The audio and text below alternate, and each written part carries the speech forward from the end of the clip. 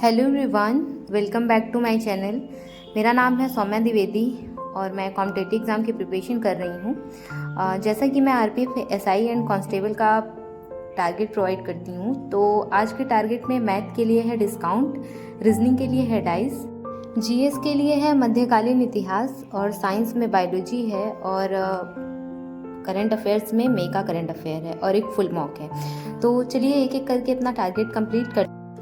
सबसे पहले मैंने लूसेंट से बायोलॉजी को कवर किया। जैसा कि साइंस के लिए बायोलॉजी का टारगेट है, तो सबसे पहले मैंने बायोलॉजी को कवर किया और अभी तक हम लोगों ने जीएस को बहुत अच्छी तरीके से पढ़ लिया है। तो अभी जैसा कि रेलवे के एग्ज़ाम में साइंस का जो वेटेज रहता है, तो हमको साइंस पे बहुत अच्छे से ध्यान देना है। तो मैं बायोलॉजी का टारगेट डालती हूँ। जैसे कि मैंने केमिस्ट्री को एक हफ्ते में और केमिस्ट्री को ख़त्म किया था, अब बायोलॉजी की बारी है। इसके बाद हम लोग फिजिक्स को कंप्लीट करेंगे। तो इस हिसाब से हमको इसके साथ साथ, इसके रिवीजन के साथ साथ इसका पीवाईक्यू भी सॉल्व करना है। जैसा कि रेलवे के एग्ज़ाम में साइंस का जो वेटेज है, मतलब वो ज़्यादा है और हमको हर मॉक में अच्छे खासे साइंस के क्वेश्चन मिल जाते हैं, खासकर बायोलॉजी के अच्छे खासे क्वेश्चन मिल जाते हैं। तो बायोलॉजी के लिए आप अगर पीवाईक्यू सॉल्व करना चाह रहे हैं या फिर अगर आप मॉक टेस्ट नहीं दे रहे हैं या फिर कोई आपके पास प्रैक्टिस बुक नहीं है, तो एक राधिका मैम है, रैंकर्स गुरुकुल करके एक यूट्यूब चैनल है, वहाँ पे वो पढ़ाती हैं। तो वहाँ पे उन्होंने सारे कॉन्सेप्ट वाइज भी एक एक टॉपिक को पढ़ाया अच्छे से, और एक मैराथन क्लास भी है उनकी बायोलॉजी की, जिसमें उन्होंने सारी चीज़ें अच्छे से डिस्कस की हैं और बीच बीच में उन्होंने पीवाईक्यू भी सॉल्व कराया है, जिससे आपके बहुत सारे कॉन्सेप्ट अच्छे से वहाँ क्लियर हो जाएंगे। तो आप राधिका मैम की क्लास देख सकते हैं अगर आपको बायोलॉजी के लिए देखना है, और वहाँ पे उनकी बहुत सारी ऐसी प्लेलिस्ट है जिसमें उन्होंने पीवाईक्यू सॉल्व करवाया है। बहुत लंबे टाइम से वो करवा रही हैं इसको, तो आप बायोलॉजी वहाँ से अच्छे से पढ़ सकते हैं। और अगर आपने पहले से अगर लूसेंट से पढ़ा है और आपको बस कॉन्सेप्ट ही समझना है वहाँ पे जाके, तो ये सबसे बेस्ट है कि आप एक बार लूसेंट से अच्छे से पढ़ लीजिए, उसके बाद उनसे कॉन्सेप्ट सारा समझिए और पीवाईक्यू वहाँ से सॉल्व करिए। तो ऐसे आपको बहुत अच्छे से कॉन्सेप्ट क्लियर भी होगा और सारी चीज़ें आपको समझ भी आएंगी। तो मेरे हिसाब से ये सबसे बेस्ट तरीका है अगर आप कोई बुक से नहीं करना चाह रहे हैं, जैसे लूसेंट का जो मैंने पहले भी बताया पीवाईक्यू सॉल्व करने के लिए, या फिर आपके पास रेलवे की कोई बुक हो जहाँ से आप पीवाईक्यू सॉल्व कर सकें, या फिर पिनाकल की बुक। तो अगर आपके पास ये सब है तो आप वहाँ से कर सकते हैं, बट एक बार पहले अपना कॉन्सेप्ट क्लियर कर लीजिए, क्योंकि हम लोग बहुत लंबे टाइम से एक दो बार हम लोगों ने बायोलॉजी, केमिस्ट्री और फिजिक्स ख़त्म कर दिया है। अगर आप एक बार लूसेंट से रिवाइज करके उनकी क्लास देखेंगे तो आपको बहुत अच्छे से समझ में आएगा और बहुत सारे आपको पीवाईक्यू भी मिल जाएंगे वहाँ से, अच्छे से आपका बायोलॉजी वहाँ से तैयार हो जाएगा। और रही बात फिजिक्स की, तो फिजिक्स आप जहाँ से भी पढ़े हों, अगर आपका कॉन्सेप्ट क्लियर है तो एक उत्कर्ष क्लासेस पे रामनाथ सर हैं, उन्होंने पीवाईक्यू 25-25 का सेट ऐसे करवाया है। उनका एक ब्रह्मास्त्र 2.0 एक बैच लॉन्च हुआ था, जिसमें उन्होंने 5-6 क्लास दी है, जिसमें बहुत सारी चीज़ें बहुत अच्छे से समझ में आई हैं। तो आप वहाँ से भी उसको कर सकते हैं। अगर आपके पास नहीं है तो टेलीग्राम पे बहुत सारी चीज़ें फ्री में अवेलेबल हैं, तो आप वहाँ से उसको देख सकते हैं। और उन्होंने बहुत सारी चीज़ें अच्छे से बताई। जैसे अगर आपने एक बार कॉन्सेप्ट पढ़ लिया, अगर उनका पीवाईक्यू सॉल्व करेंगे तो आपको बहुत सारी चीज़ें अच्छे से समझ आएंगी। जो आपने थ्योरी रटी भी है ना, अगर आप उसको देखेंगे तो आपको सारी चीज़ें समझ में आ जाएंगी, रटने की वहाँ ज़रूरत ही नहीं पड़ेगी। तो फिजिक्स के लिए आप वो कर सकते हैं। बात करते हैं रीजनिंग की। तो रीजनिंग तो हम लोग पीवाईक्यू और मॉक टेस्ट से बहुत अच्छी प्रैक्टिस कर लेते हैं उसकी, एक दो मॉक टेस्ट लगा के अच्छा उसकी प्रैक्टिस हो जाती है। बट अगर फिर भी आपको एक, जैसे मैं एक एक टॉपिक दे रही हूँ इस टाइम, जैसे अभी डाइस का आज का टॉपिक है, तो जिस तरह मैं ये टॉपिक आपको दे रही हूँ, तो अगर आपको ऐसे प्रैक्टिस करनी है तो आप इवन कोचिंग सेंटर पे कमल सर से आप प्रैक्टिस कर सकते हैं। उन्होंने क्विक रिवीजन बैच चलाया, जैसा कि मैं हर वीडियो में अपने बताती हूँ कि वहाँ से प्रैक्टिस करना, मतलब आपको बहुत अच्छे अच्छे क्वेश्चन वहाँ से मिल जाएंगे। अगर आपको कोई वीडियो देख के वहाँ से प्रैक्टिस करना चाह रहे हैं, तो इनके पास बहुत अच्छे क्वेश्चन का कलेक्शन होता है, आप वहाँ से अच्छी प्रैक्टिस कर सकते हैं अपनी। और अब लास्ट के मंथ में ये रह गया है कि जितनी चीज़ें हम लोगों ने की है बस उसको समेटना है, क्योंकि हम लोग बहुत लंबे टाइम से पढ़ते आ रहे हैं और हम लोगों ने सारे सब्जेक्ट को एक एक दो दो बार कंप्लीट कर लिया है, और मैथ्स को भी बहुत अच्छे से हम लोग कवर कर रहे हैं।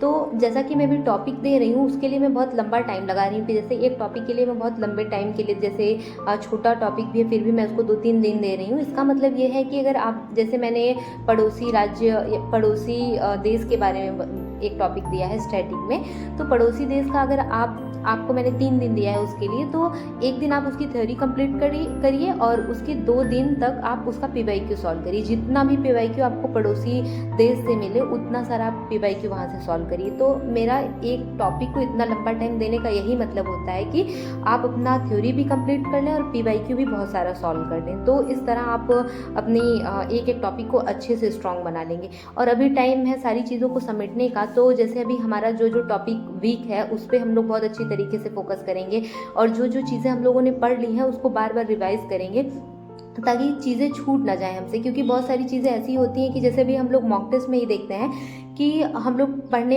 एक टॉपिक कंप्लीट कर लें, जैसे हम लोगों ने इकोनॉमिक कंप्लीट कर लिया, लेकिन कभी कभी ऐसा होता है कि इकोनॉमिक के भी कुछ क्वेश्चन फंस जाते हैं हमसे। तो हम लोगों का ये टारगेट रहना चाहिए कि इतना अच्छे से तैयार कर लें कि जो सब्जेक्ट हम लोग पढ़े हैं उसको बार बार रिवाइज करें अभी तक जितना हम लोगों ने पढ़ लिया है। जैसे अभी हम लोगों ने एंशिएंट हिस्ट्री पढ़ लिया है, तो कोशिश करिए कि एंशिएंट हिस्ट्री का अब भी जब आप रिवीजन करें तो थ्योरी की जगह आप PYQ से रिवीजन करें। जैसे कि आप कोई पिनेकल की बुक ले लीजिए, TCS की बुक ले लीजिए, लूसेंट की बुक ले लीजिए, वहाँ से एंशिएंट हिस्ट्री का क्वेश्चन सॉल्व करिए। तो इस तरह भी मतलब एक तरह से अपना रिवाइज कर सकते हैं। और वर्ल्ड ज्योग्राफी भी हो गया, इंडियन ज्योग्राफी हो गया है, तो आप उन सारी चीज़ों का PYQ सॉल्व करिए। अगर आपको PYQ कहीं से भी नहीं मिल रहा है तो आप यूट्यूब पे PYQ डालिए, ज्योग्राफी PYQ ऐसे करके, तो वहाँ पे आपको बहुत सारे PYQ मिल जाएंगे। या तो आप सेक्शनल मॉक टेस्ट दीजिए। तो इस तरह आप रिवीजन करिए। रिवीजन करने का एक स्मार्ट तरीका यही है कि अगर आप पूरा रिवीजन करने बैठ जाएंगे तो आपका जो आज का टारगेट फिक्स किया है आपने वो कंप्लीट नहीं हो पाएगा। क्योंकि एंशिएंट हिस्ट्री छोटा नहीं है, उसको अगर अच्छे से पढ़ा जाए तो उसमें बहुत टाइम लग जाता है। इसलिए आपका ये स्मार्ट तरीका अपनाइए। आप PYQ से क्वेश्चन सॉल्व करिए। जैसे आप कोई जैन धर्म से कोई क्वेश्चन सॉल्व कर रहे हैं और एक क्वेश्चन अगर आपको मॉक टेस्ट में मिल गया जैन धर्म से रिलेटेड, तो आप एक बार ये रिकॉल कर लीजिए कि जैन धर्म के पहले तीर्थंकर कौन थे, लास्ट तीर्थंकर कौन थे, अंगुत्तर निकाय क्या है और आगम निकाय क्या है और किस धर्म से संबंधित है और इनका जन्म कब हुआ था, कहाँ इन्होंने अपने प्राण त्यागे थे। इस तरह के सारे क्वेश्चन वही एक क्वेश्चन के बेस पे आप वहाँ पे अपना रिकॉल कर लीजिए। तो ये सबसे बेस्ट तरीका होता है रिवीजन करने का, चाहे वो जो भी टॉपिक हो, चाहे ज्योग्राफी हो, चाहे इकोनॉमी हो, हिस्ट्री हो, कुछ भी टॉपिक हो। तो इस तरह हम रिवीजन करेंगे और अब कोशिश करेंगे कि पिछला भी बार बार रिवाइज करते चलें। जैसा कि मॉक टेस्ट तो हम लोग दे ही रहे हैं, बट कोशिश ये भी रहेगी हमारी कि जो सब्जेक्ट GS में हम लोगों ने कवर कर लिया है उसको एक बार रिवाइज करें। और अभी हम लोग साइंस पे मीन्स बायोलॉजी, केमिस्ट्री और फिजिक्स पे बहुत अच्छे से फोकस करेंगे, क्योंकि और सारे सब्जेक्ट जो हम लोगों ने पढ़ लिए हैं उसको हम लोगों ने 2-3 बार पढ़ लिया है। बट अभी ये टाइम है फिजिक्स, बायोलॉजी और केमिस्ट्री पे अच्छे से फोकस करने का। क्योंकि हाँ, ये मैं मान के चलती हूँ कि SSC वाले स्टूडेंट जो भी हैं, एस्पिरेंट जो भी हैं, वो थोड़ा साइंस पे कम ध्यान देते हैं, क्योंकि और सब्जेक्ट जैसे स्टैटिक पे, पॉलिटी, हिस्ट्री, ज्योग्राफी, इन सब चीज़ों पे ज़्यादा ध्यान होता है उनका। तो ऐसे सेम सब लोगों का होता है। तो अब हम लोग केमिस्ट्री, फिजिक्स और बायोलॉजी में बहुत अच्छे से ध्यान देंगे और कोशिश करेंगे एक टॉपिक का कम से कम 100 से ज़्यादा क्वेश्चन सॉल्व कर लें, एक टॉपिक से रिलेटेड, एक चैप्टर से रिलेटेड। तो बायोलॉजी के लिए मैंने आपको जैसा बताया है कि आप राधिका मैम से सारे क्वेश्चन पढ़ सकते हैं। अगर बायोलॉजी आपको अच्छे से बुक से नहीं पढ़नी, आपको बुक से पढ़ने का मन ही नहीं है, लूसेंट से पढ़ने का मन ही नहीं है, तो आप उनसे बायोलॉजी बहुत अच्छे तरीके से कवर कर सकते हैं। और एक चैप्टर का PYQ भी उन्होंने बहुत अच्छे से सॉल्व करवाया है, तो आप वहाँ से उनको देख के अपना अच्छे से वहाँ से प्रैक्टिस कर सकते हैं। जैसा कि GS में भी हमारा पॉलिटी बाकी है और 1-2 चीज़ें और बाकी हैं, तो स्टैटिक हम लोग लेके चल रहे हैं साथ साथ में, बट अभी पॉलिटी बाकी है। तो अभी हमको पॉलिटी पे भी एक सब्जेक्ट और कवर करना है, बट इसके साथ साथ हमें रीजनिंग और मैथ को नहीं छोड़ना है। रीजनिंग और मैथ पे भी हमारा अच्छा फोकस होना चाहिए, तो रीजनिंग और मैथ पे अच्छे से ध्यान दीजिए। जैसा कि मैंने RPF SI एंड कांस्टेबल का मॉक टेस्ट दिया था 15 सितंबर का, तो उसमें मेरा 60 क्वेश्चन सही हुआ था। उसमें मैंने मैथ के बहुत सारे क्वेश्चन छोड़ दिए थे। मीन्स मैंने 1-2 टेस्ट उससे पहले SSC GD का दे दिया था, तो मुझे देने में बहुत अजीब लग रहा था कि मीन्स 1 घंटे मैंने टेस्ट दिया, उसके बाद मेरा मन ही नहीं कर रहा था मैं इसके आगे और कंटिन्यू करूं। बट मैंने मैथ के बहुत सारे क्वेश्चन छोड़ दिए थे उसमें। तो आपको ये ध्यान रख के चलना है कि मैथ का क्वेश्चन स्किप करने का कोई मतलब नहीं है। मैथ का क्वेश्चन अच्छे से करना है, वहाँ सही स्कोर बनेगा मैथ और रीजनिंग पे। तो मैथ और रीजनिंग पे अच्छे से ध्यान दीजिए। उसके बाद मैंने एसएससी जीडी का मॉक टेस्ट दिया था, उसमें भी मेरा अच्छा नंबर आया था। तो जैसा कि मैंने मैथ के लिए आपको बताया कि मैं मैथ के क्वेश्चन किस तरह अटेम्प्ट करती हूँ, तो मैंने मैथ का जो अपना नोट्स बनाया है उसमें ऐसे ऐसे क्वेश्चन रखे हैं जिसमें मैं बार बार मुझे प्रॉब्लम आती है, जहाँ पे मैं बार बार फंस जाती हूँ। तो इसके लिए मैंने मैथ का एक ऐसा नोट्स बनाया है जिसमें बहुत अच्छे अच्छे क्वेश्चन है, जहाँ पे रिवीजन के लिए बहुत अच्छा रहता है। तो मैं अपने नोट से यहाँ पे मैथ का रिवीजन कर रही हूँ, मैथ के क्वेश्चन का। इससे पहले भी मैंने मैथ के लिए बताया है आपको कि अगर जैसे अभी प्रॉफिट एंड लॉस खत्म हुआ है, अब डिस्काउंट स्टार्ट हो गया है, तो प्रॉफिट एंड लॉस मुझे परसेंटेज का सबसे टफ लगता है, कि सबसे टफ मुझे प्रॉफिट एंड लॉस ही लगता है। तो उसके मैंने बहुत सारे ऐसे क्वेश्चन थे जिनको मुझे ऐसा लग रहा था कि इनको बार बार रिवाइज करने की ज़रूरत है। उसको मैंने एक अपने नोट्स में लिख लिया। ऐसे ही मैंने पहले भी किया है, जैसे टाइम एंड वर्क में, टाइम एंड डिस्टेंस में, जो हम लोगों ने अभी तक कवर कर लिया है, उसके लिए मैंने सेम चीज़ ऐसे ही फॉलो की है।